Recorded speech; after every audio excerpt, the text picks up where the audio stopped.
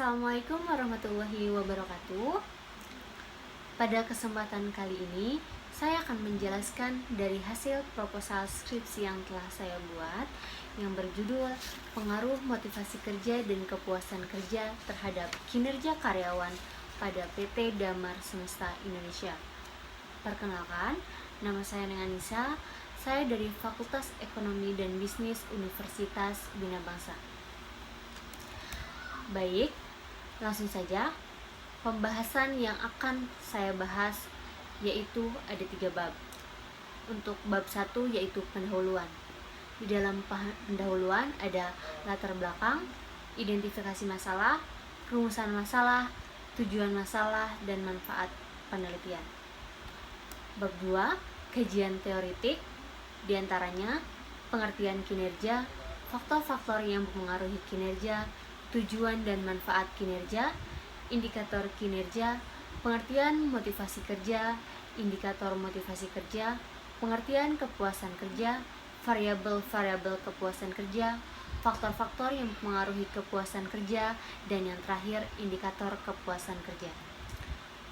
Di bab 3 ada metode penelitian, yang di dalamnya ada gambaran umum penelitian, metode penelitian, populasi, dan sampel. Baik, langsung saja. Bab 1 ada pendahuluan. Pertama adalah latar belakang.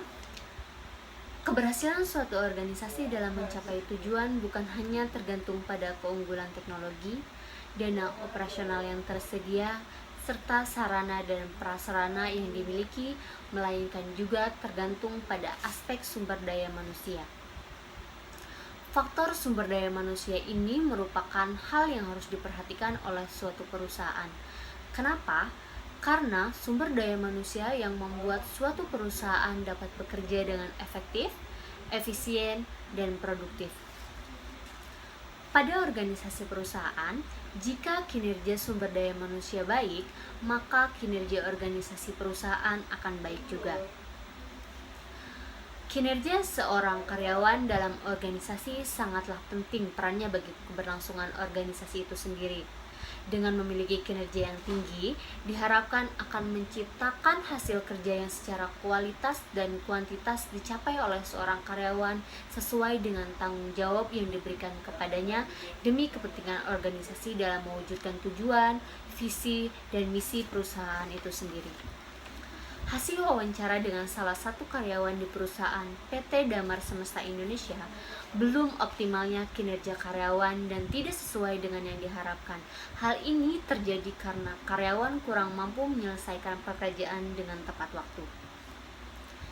Next, ada identifikasi masalah.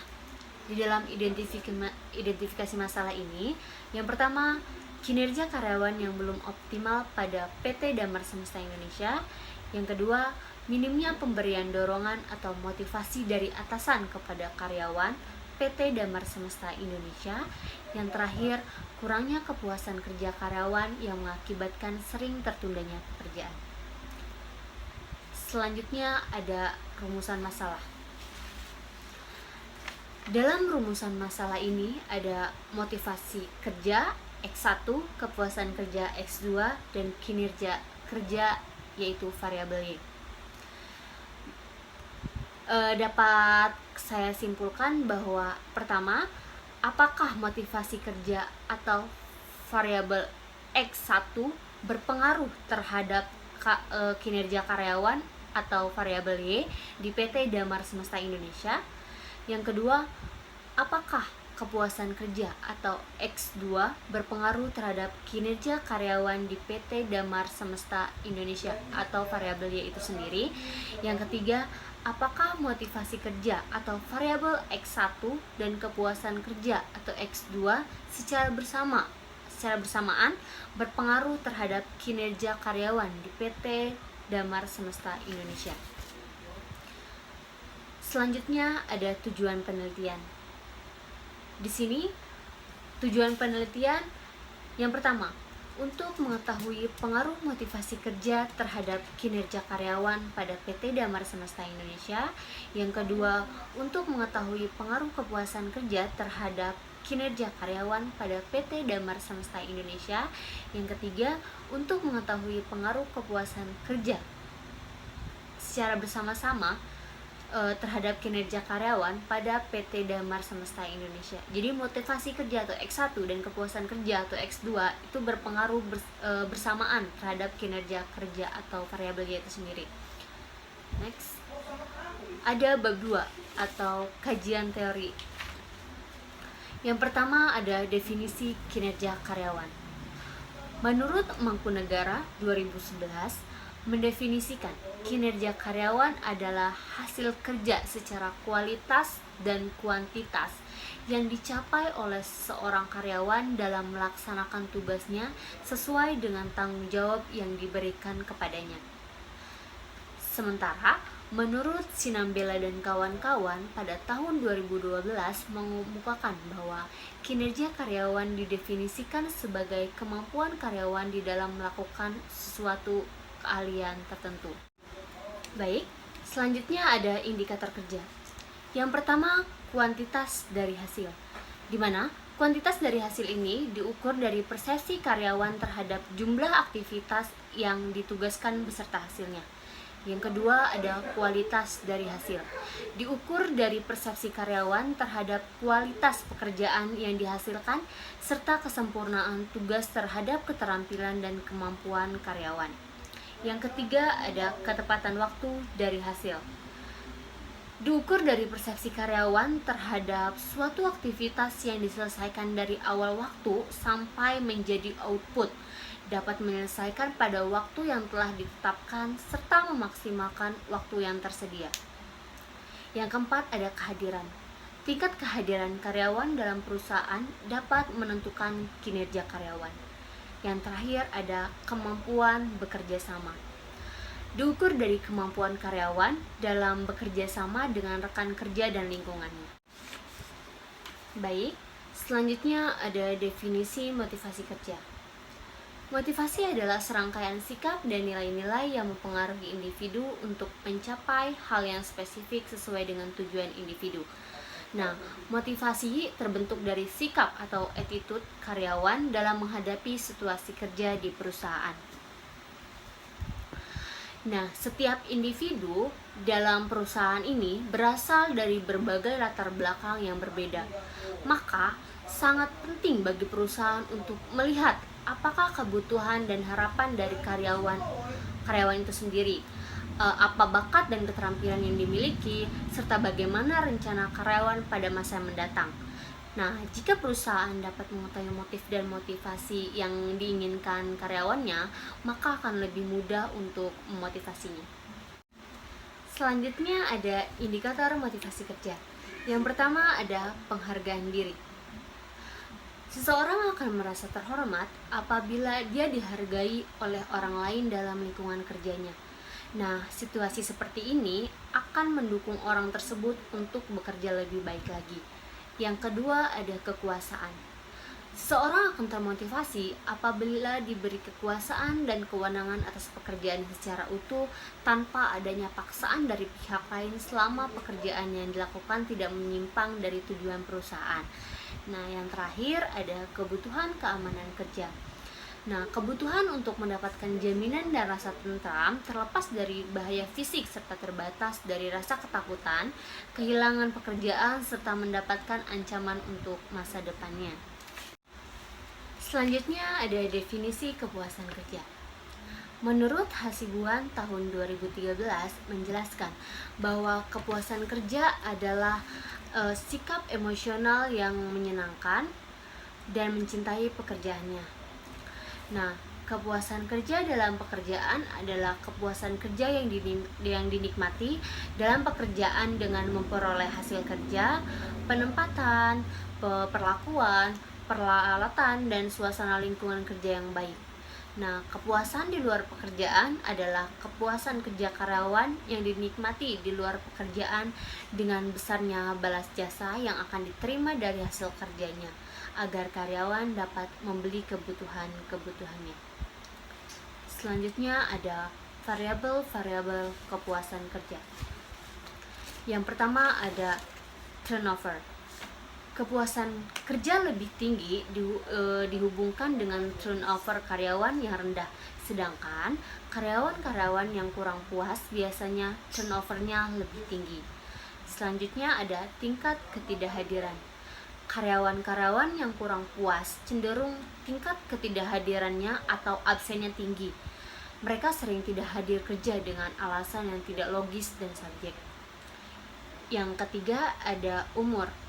Ada kecenderungan karyawan yang tua lebih merasa puas daripada karyawan yang berumur relatif muda. Biasanya nih ya, hal ini diasumsikan bahwa karyawan yang tua lebih berpengalaman menyesuaikan diri dengan lingkungan pekerjaannya.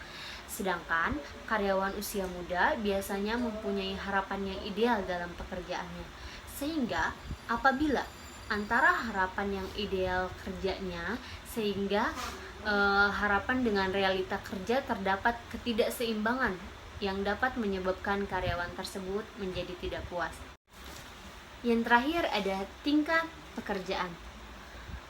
Karyawan-karyawan yang menduduki tingkat pekerjaan yang lebih tinggi cenderung lebih puas daripada karyawan yang menduduki tingkat pekerjaan yang lebih rendah. Jelas dong ya, biasanya seperti itu di lapangan. Nah, karyawan-karyawan yang tingkat pekerjaan lebih tinggi menunjukkan kemampuan kerja yang lebih baik dan aktif dalam mengemukakan ide-ide serta kreatif dalam bekerja. Nah, selanjutnya ada faktor-faktor yang mempengaruhi kepuasan kinerja. Yang pertama ada faktor karyawan, yaitu kecerdasan atau IQ, kecakapan khusus, umur, jenis kelamin, kondisi fisik, pendidikan, pengalaman kerja, masa kerja, kepribadian, emosi, cara berpikir, persepsi, dan sikap kerja. Sedangkan untuk faktor pekerjaan meliputi ada jenis pekerjaan, struktur organisasi, pangkat atau golongan, kedudukan, mutu pengawasan, jaminan finansial, kesempatan promosi jabatan, interaksi sosial, dan hubungan kerja. Yang selanjutnya ada indikator kepuasan kerja. Adapun indikator kepuasan kerja menurut UTAN tahun 2006 antara lain, yang pertama ada pekerjaan itu sendiri, yaitu terkait dengan karakteristik pekerjaan dan kompleksitas pekerjaan yang dijalankan, itu menyenangkan dan memuaskan serta memberikan tantangan kepada karyawan itu sendiri. Yang kedua ada pendapatan atau gaji. Nah, dalam pendapatan atau gaji ini sejumlah upah yang diterima di mana hal ini dipandang sebagai hal yang dianggap pantas dibanding dengan orang lain dalam organisasi. Nah, gaji merupakan imbalan tetap yang dibayarkan berupa uang secara berkala atau dengan periode yang tetap, misalnya sebulan sekali. Nah, selanjutnya ada kesempatan promosi, yaitu proses perubahan dari suatu pekerjaan ke pekerjaan lain dalam hierarki wewenang dan tanggung jawab yang lebih tinggi daripada wewenang dan tanggung jawab yang telah diberikan pada waktu sebelumnya. Nah, dengan kata lain, diberikan kesempatan untuk maju dalam organisasi itu sendiri. Nah, sedangkan yang keempat ada pengawasan. Pengawasan itu adalah hubungan antara setiap karyawan dengan atasannya langsung. Sedangkan yang terakhir ada rekan kerja. Nah, ini juga yang penting, yaitu teman kerja dalam organisasi dan interaksinya yang bersifat kerjasama dalam pekerjaan. Ingat ya, kerjasama. Baik, selanjutnya ada bab 3, metodologi penelitian. Yang pertama ada sejarah PT Damar Semesta Indonesia. Nah, PT Damar Semesta Indonesia berdiri pada tahun 2013, di mana PT Damar Semesta Indonesia ini merupakan perusahaan yang bergerak di bidang kontraktor, supplier, transportir, dan perdagangan umum. Perusahaan kami ini awalnya, atau perusahaan PT Damar Semesta ini awalnya bergerak di bidang kontraktor saja. Nah, pada saat itu kami menyediakan jasa untuk overhaul ISP PLTU Suralaya. Nah, setelah cukup sukses dengan proyek tersebut, kami mencoba untuk mengambil pekerjaan lain seperti overhaul atau perbaikan di AC atau dry ice conveyor. Nah, pekerjaan boiler, pekerjaan ice handling, pemasangan trafo, serta pekerjaan elektrikal lainnya. Nah, setelah cukup dipercaya di PLTU Suralaya, lalu kami mencoba untuk melebarkan sayap ke PLTU di lainnya di seluruh Indonesia, seperti di PLTU Labuan, PLTU Lontar, PLTU Pelabuhan Ratu, PLTU Adipala, PLTU Lombok, dan PLTU baru atau yang ada di Makassar. Nah, setelah 3 tahun berjalan dan cukup sukses dengan pekerjaan overhaul dan perbaikan khususnya di PLTU, lalu kami mencoba bergerak di bidang supplier, transportir juga, dan perdagangan umum. Kami mencoba untuk menyediakan kebutuhan-kebutuhan dari PLTU rekanan kami yang tadi saya sebutkan. Nah, biasanya berupa spare part yang akan diganti atau untuk disimpan di PLTU masing-masing tersebut. Berawal dari pengadaan barang untuk user, di mana barang-barang tersebut bisa dibuat atau difabrikasi sendiri. Awalnya kami itu bekerja sama dengan pihak ketiga, yaitu workshop-workshop rekanan kami. Nah, di tahun 2019 kami mendirikan workshop sendiri untuk melayani permintaan user akan spare part tadi.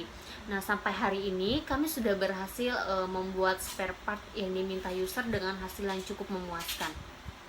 Nah, perusahaan kami juga memiliki pengalaman dan kompeten di bidangnya, juga didukung oleh sumber daya manusia yang profesional, khususnya pastinya ya, dalam memberikan pelayanan terbaik untuk menjamin kepuasan klien kami. Berikutnya ada tempat penelitian, yaitu bertempat di PT Damar Semesta Indonesia, Jalan Tengku Cik Ditiro, Link Pengampelan, RT 03 RW 03, Kelurahan Kedalaman, Kecamatan Cibeber, Kota Cilegon.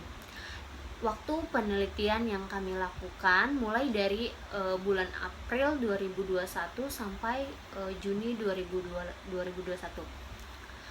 Nah, selanjutnya ada populasi dan sampel. Dalam populasi dan sampel ini kami mengambil sampel jenuh, yaitu 33 karyawan, yaitu karyawan PT Damar Semesta. Untuk teknik penelitiannya, kami menggunakan teknik deskriptif dengan pendekatan kuantitatif, yaitu data penelitian berupa angka-angka dan analisis menggunakan statistik. Oke, baik, itu saja yang dapat saya sampaikan. Kurang lebihnya mohon maaf. Maaf jika terdapat kata yang kurang berkenan di hati semua. Cukup sekian dari saya. Assalamualaikum warahmatullahi wabarakatuh.